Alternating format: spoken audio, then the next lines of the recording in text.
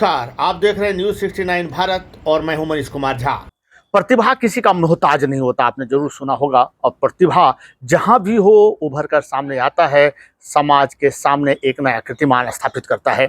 इसका एक नया उदाहरण रहा है धनबाद के गोविंदपुर से, जहां विशाल नाम के छात्र हमारे साथ हैं। इन्होंने एसएससी में पूरे भारत में 30वां रैंक लाकर यह दर्शाने का प्रयास किया है कि यदि आप परिश्रम करते हैं तो सफलता आपकी कदम चूमेगी। इनसे हम जानने का प्रयास करते हैं कि इनका प्रारंभिक दौर कैसे गुजरा है और कितनी कठिनाइयों को पार कर ये इस मुकाम पर पाए हैं, क्योंकि आज स्वागत करने के लिए समाज के अलग अलग वर्गों के लोग इनके पास पहुंच रहे हैं और बधाई दे रहे हैं। कारण एक गरीब परिवार से होते हुए कठिनाइयों को चुनौती के रूप में लेकर आज ये सफलता हासिल किए हैं।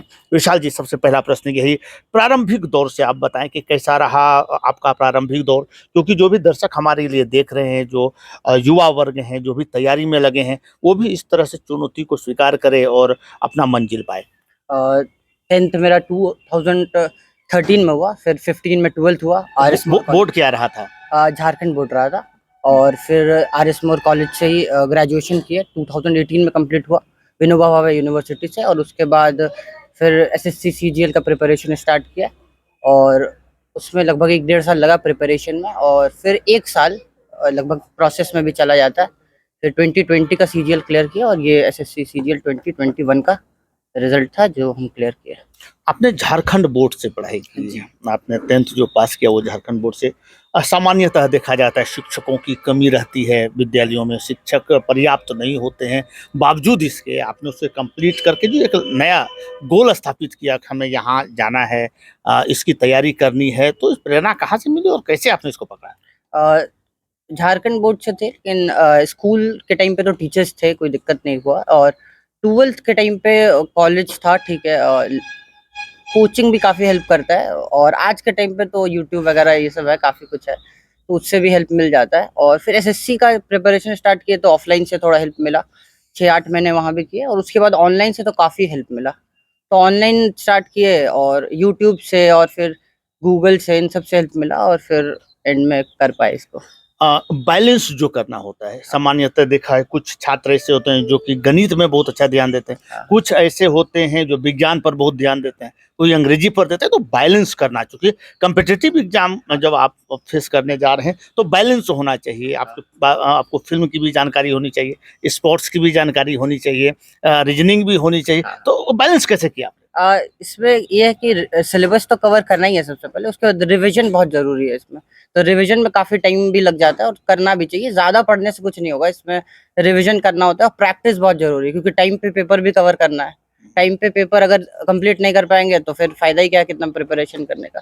तो टाइम पे पेपर कवर करने के लिए मॉक टेस्ट ये सब देते थे काफ़ी ऑनलाइन, तो उससे काफ़ी हेल्प हुआ। तो एवरेज देखा जाए तो 1-1.5 साल लग जाता है, लेकिन प्रैक्टिस भी अगर 6 महीना 7 महीना करे तो उससे काफ़ी फायदा होता है। टाइमिंग मैनेजमेंट एक महत्वपूर्ण चीज होता है इसमें कि कितने घंटा किसको समय दें, क्योंकि हम जिस समाज में हैं वहाँ हमें समाज को भी देखना होता है, कुछ फंक्शंस भी होते हैं। तो इसको मैनेज कैसे किए आप तक यहाँ तक पहुँच पाए? थोड़ा सा तो अवॉइड करना पड़ता है एक्स्ट्रा चीज़ जो है उसको, क्योंकि सारा चीज़ में इन्वॉल्व हम लोग नहीं हो सकते है ना।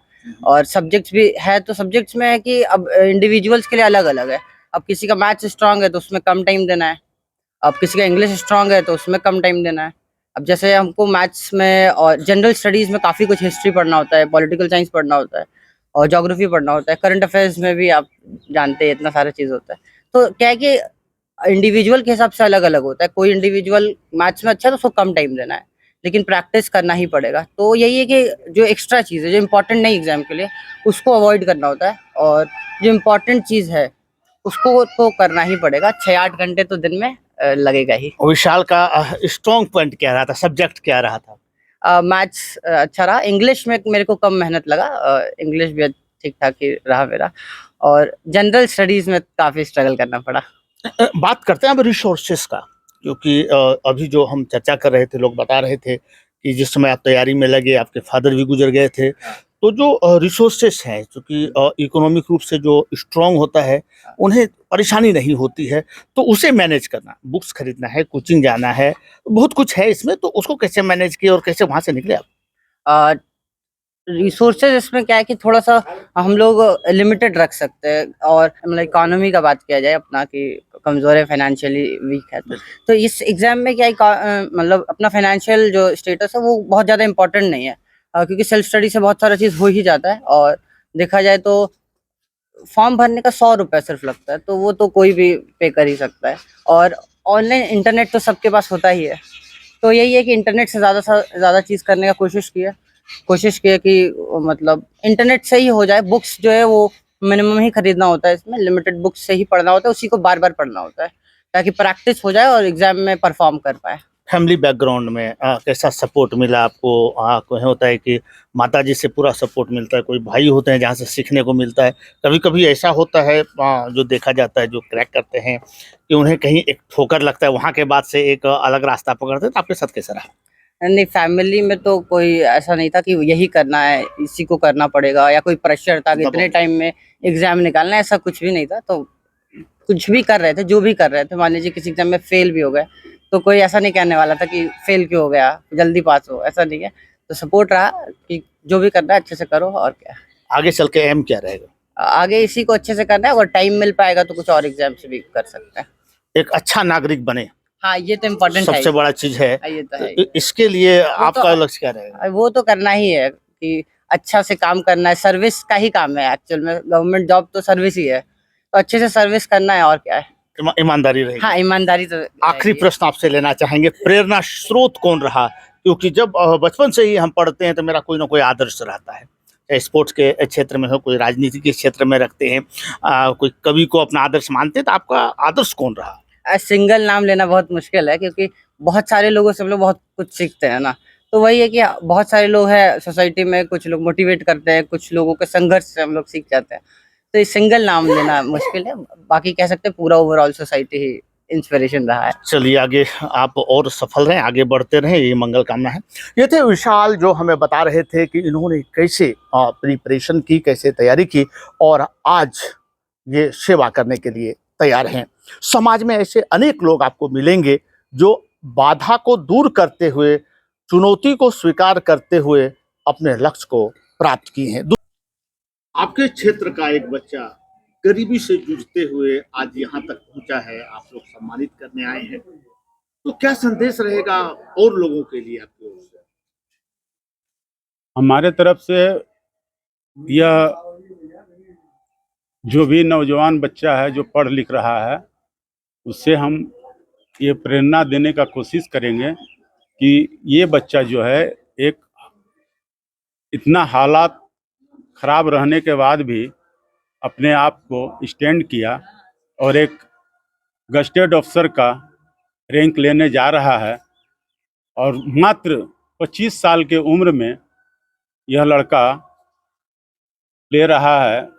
तो हम लोग के लिए बहुत खुशी का बात है, और हम भगत जायसवाल समाज के तरफ से, उपाध्यक्ष के तरफ से हम इनको सम्मानित करने के लिए, हमारे शर्मा जी हमारे मित्र हैं, गार्जियन हैं, अंजनी शर्मा जी, उनके अनुरोध पर पता चला कि ऐसे ऐसे ये हुआ, तो हम बोले कि नहीं, जाना चाहिए और सम्मानित करना चाहिए। आपने एक पहलू को छुआ है कि गरीबी से जूझते हुए, तो थोड़ा इसके बारे में आप दर्शकों को बताएं ताकि लोगों को समझ में आए कि इनकी जो पिछला जो रिकॉर्ड रहा है, जैसे आपने कहा कि गरीबी से जूझे, वो क्या रहा था, उस पर थोड़ा नहीं, इनके जो फादर थे स्वर्गीय भोलानाथ शर्मा जी, ये हमारे साथ कुछ दिनों तक साथ में थे, मतलब स्टील प्लांट में काम करते थे, और हम वहाँ जाते थे तो हम उनसे मिलते जुलते थे। ये बाद में हमको पता चला, जब यहाँ आने के बाद हमको पता चला कि उन्हीं का लड़का, शर्मा जी बोले कि ऐसे ऐसे बात है, हमारे भैया बोलिए, गार्जियन बोलिए, जो भी बोलिए, अंजनी शर्मा जी, वो बोले कि उनका लड़का का ऐसे ऐसे हुआ है सिलेक्शन, तो सम्मानित करना है। हम समाज की तरफ से सम्मानित करेंगे। तो इसमें आर्थिक स्थिति गड़बड़ाई, जब इनके फादर आज से करीब 10 साल पहले करीब गुजर गए, तो ये छोटा था, लेकिन ये जो लड़का है अपने बलबूते से ट्यूशन करके इधर उधर मतलब मेहनत करके अपना जो भी है पढ़ाई का खर्च वो निकाल रहा था। और अपने मेहनत से मतलब यूट्यूब जो है एक फ्री चैनल है। यदि बच्चा पढ़ने के लिए मोबाइल जो दिया गया है वो बहुत चीज उसमें सिखाया जाता है, लेकिन ये बच्चा जो है उसका सही यूटिलाइज किया और ये आगे बढ़ा। ये हम लोग के लिए खुशी का बात है। कैसा लग रहा है आज समाज के अलग अलग वर्ग के लोग आ रहे हैं, अच्छा लग रहा है, सम्मानित कर रहे हैं? अच्छा लग रहा है। क्या रहा था रहस्य, आखिर आपने क्या खिलाया इनको ताकि इतना अच्छा आज खुशी मिल रहा है सबको? जो सब कुछ हम लोग खाते हैं वही इसको खिलाएं। कुछ विशेष तैयारी रही नहीं। होगी आपकी कि इस नहीं। तरह से करो, कुछ गाइडलाइंस आपका? नहीं, ऐसा कुछ नहीं है, अपने आप ये मतलब सब कुछ इसी का मतलब तैयारी है। कुछ शरारत करते थे कि यूं ही दिन रात पर लगे रहते थे? हाँ, दिन रात पढ़ता था, रात भर पढ़ता था ये। पढ़ के अपना इतना बड़ा मतलब मतलब हुआ है। कभी ऐसा अच्छा नहीं लगा। लगा बहुत खर्च मांग रहा है? नहीं, ऐसा कुछ नहीं है, कोई पैसा कोई हमसे कुछ नहीं मांगा है, अपने मतलब पैर पे खड़ा होकर अपने इतना किया है ये। संतुष्ट हैं आप? हाँ, बहुत संतुष्ट है। इनकी उपलब्धि को आप किस रूप में देखते हैं? मैं विशाल शर्मा की उपलब्धि को हमारे विप्र समाज के लिए, ब्राह्मण समाज के लिए बहुत बड़ी उपलब्धि देखता हूँ। ये बालक एक हमारे धनबाद जिला में सभी के लिए प्रेरणा का स्रोत है कि मतलब इतनी झंझावत चलते हुए उस परिस्थिति में भी ये आगे बढ़ गया और बढ़ने का काम किया है। आज ये ऑडिट ऑफिसर के पद पर पहुंचा है और भारत में इन्होंने 30वां रैंक प्राप्त किया है। ये हमारे गोविंदपुर के लिए बहुत बड़ी उपलब्धि है और इस पर हम अपना गौरव अनुभव करते हैं। और विप्र सेना की ओर से हमें धनबाद जिला की ओर से इन्हें बहुत बहुत धन्यवाद देता हूँ कि ये और आगे चल करके ईमानदारी पूर्वक अपने सेवा का कार्य का निर्वहन करें। हाँ, एकदम। आज मिठाई खाने का दिन है तो मिठाई क्यों नहीं खाएंगे। क्या बनेगा ये बहुत बड़ा ऑफिसर बनेगा, आगे जाके और पढ़ाई कर रहा है। आपके खिड़की का कभी कांच तोड़ा? मैं कभी नहीं तोड़ा। बड़ी शालीन रहा। हाँ, इतना तो शरारती नहीं था कि खिड़की का कांच तोड़ा।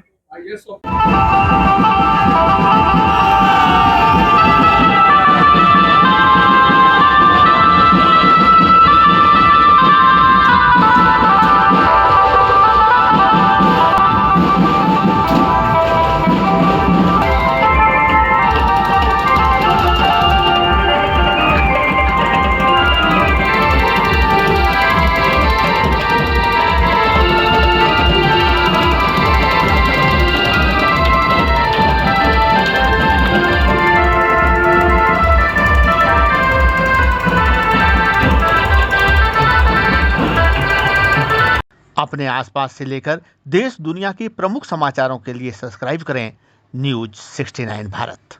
हमेशा आपके साथ, सच के साथ, सच पर बात।